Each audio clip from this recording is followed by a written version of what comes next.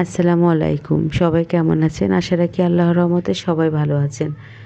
এগুলো হচ্ছে ময়দার সেমাই। আমাদের দেশে তৈরি করে মেশিনে হাতে ঘুরিয়ে রোজার ঈদের সময় তৈরি করা হয়েছিল। পরে আমি নিয়ে এসেছি অনেকগুলা। তা আজকে রান্না করব বিকালের জন্য। এজন্য এখন সকালবেলা টেলে নিচ্ছি। তো টেলা হয়ে গেছে, নামিয়ে এখন একটু চা খেয়ে নিব। বাসায় সবাই কেমন জানি একটু অসুস্থ। মেয়ের জ্বর হওয়ার পর থেকে সবার গলা ব্যথা, জ্বর। তা আজকে 11:30টার মধ্যে চাটা খেয়ে নিচ্ছি। সকালে তো নাস্তা করা হয়েছে, চা খাওয়া হয়েছে। আর আমি তো 12টা বাজলে চা খাই। তো আজকে একটু আগে খাচ্ছি, কেন জানি গলাটা ব্যথা।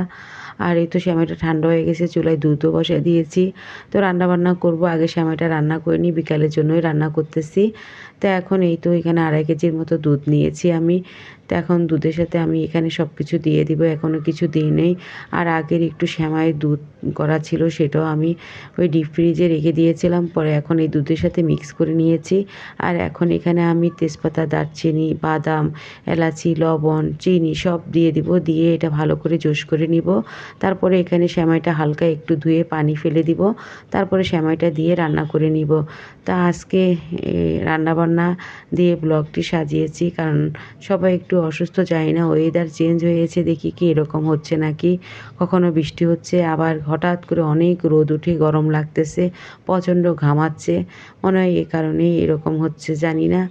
যাক, তারপরেও যতটুকু পেরেছি আপনাদের সাথে ব্লগটি শেয়ার করলাম।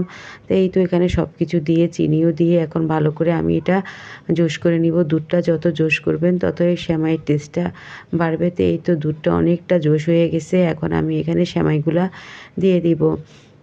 তো এই সেমাইটা একটু দুধ বেশি করে দিয়ে রান্না করলে ভীষণ মজা হয়। অল্প দুধ দিয়ে রান্না করলে চাকা ধরে বসে যায়, তখন আর মানে মজা লাগে না। চাকা সেমাই খেতে হয়, এজন্য দুধ বেশি করে দিলে সেমাইটা একদম পাতলা হবে, খেতেও ভালো লাগে। আর এই তো এখন সেমাইটা দিয়ে দিচ্ছি, দিয়ে ভালো করে রান্না করে রেখে দেবো। বিকেলবেলা একদম সুন্দর সেমাইটা ঠান্ডা হয়ে থাকবে, খেতেও ভালো লাগবে। তো এই তো এখন সেমাইটা দিয়ে ভালো করে নেড়ে চেড়ে নিচ্ছি, আর দেখতে কী যে সুন্দর লাগতেছে। আর আমরা একটু কালার করে বানিয়েছি, সাধারণত শুধু ময়দা দিয়েই সাদা কালার বানানো হয়। তো এবার আমরা একটু ফুড কালার দিয়েছিলাম, এজন্য একটু কালার হয়েছে।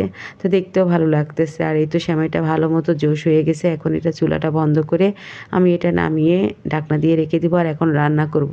রান্না বলতে এখানে আমি বাকিটা পাশের চুলায় একটু ডিমটা ভেজে নিয়েছি। ডিম সিদ্ধ করা হয়ে গেছিলো, ডিমটা হলুদ, লবণ, মরিচ দিয়ে একটু আমি ভাজি নিয়েছি। আর এখন উঠিয়ে নিচ্ছি, ঠান্ডা হয়ে গেছে ডিম।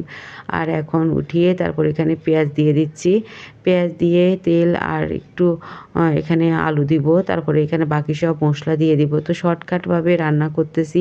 মাংস রান্না করা আছে, কালকে যে কলিজা ভুনা করেছি সেটাও আছে। কিন্তু কিছুই খেতে মন যাচ্ছে না, কেন জানি মনে চাচ্ছিল একটু ডিম আলু রান্না করে খাবো। সবজিও আছে, কিন্তু কোনো কিছুই আমার ভালো লাগতেছে না, বললাম না, কেন জানি ওয়েদারের কারণে কোনো কিছু খেতে ইচ্ছে করতেছিল না। তো এই তো এখানে আমি পেঁয়াজ আলুটা ভেজে এখানে আমি স্বাদ মতো লবণ দিয়ে দিলাম। আর এখন দিয়ে দিব এখানে আমি রসুন পেস্ট আর বাকি সব মশলা। তো এখন একটু নেড়েচেড়ে ভালো করে ভেজে নিচ্ছি।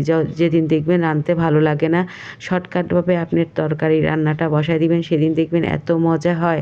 সত্যি এই আলু ডিম তরকারিটা যে এত মজা হয়েছিল, বুঝতেই পারলাম না যে কোনো রকম হেলায় ছেলায় রান্না করলে যে সেটা এত দারুণ লাগে খেতে। তারপরে এই তো এখানে হলুদের গুঁড়ো, মরিচের গুঁড়ো, জিরে, ধনিয়া সব কিছু দিয়ে দিলাম। দিয়ে এখন আমি এখানে পরিমাণ মতো পানি দিয়ে দিচ্ছি। তো পানি দিয়ে আমি এখানে ডিমও দিয়ে দিব, আর একটু পানি লাগবে। আজকে আর কাঁচামরিচও দিইনি আমি, কাঁচামরিচও দিব না, কারণ ঝাল লাগে, কেন জানি বললাম না, গলা ব্যথার কারণে খুব গলাও জ্বালা করে কেমন জানি একটু কোনো কিছু ঝাল মুখে দিলেই।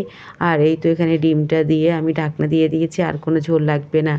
আর এখানে হচ্ছে আমি সেদিন কোরাল মাছ ম্যারিনেট করে রেখেছিলাম, সেটা ডিপ ফ্রিজে রেখে দিয়েছিলাম। তা আজকে বের করেছি এটা, আর এখানে 1 পিস মাখন দিয়ে এখন সেই কোরাল মাছগুলো আমি একটু ভেজে নিব। মানে অল্প, যে কোনো তেল দিব না, অল্প একটু মাখন দিয়ে আমি সেটা ভেজে নিব, ঢাকনা দিয়ে আস্তে করে আমি ভেজে নিব। আর এই তো এখন 2 পিস করেছিলাম সেদিন ম্যারিনেট, আপনাদের সাথে শেয়ারও করেছিলাম আমি ম্যারিনেটটা।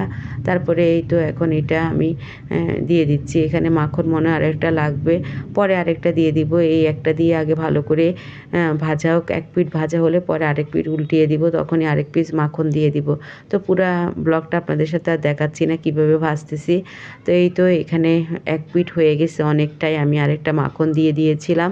তো এখন এখানে আমি যে ম্যারিনেট করেছি সেখানে সেই মশলাটা একটু দিয়ে দিচ্ছি উপর দিয়ে। তারপরে আমি এটা এপিঠ ওপিঠ করে উল্টিয়ে ঢাকনা দিয়ে দিব, সুন্দর এটা হয়ে যাবে। আর এই তো একটু নেড়ে চেড়ে দিচ্ছিলাম, দেখি উল্টানো যায় কি না, দেখেছে না। তারপরে আরও ভালো করে হবে, তারপরে ওইটা আমি এপিঠ ওপিঠ করে উল্টিয়ে দিব। তো এখন ঢাকনা দিয়ে দিচ্ছি। আর এই তো আমার রান্না বান্না শেষ। তো এই ছিল আজকে শর্টকাট একটা ভিডিও আপনাদের সাথে শেয়ার করলাম। আর কোরাল মাছের ফ্রাইটা খুব সুন্দর হয়েছে। এখান থেকে বিদায় নিয়ে আল্লাহ হাফেজ।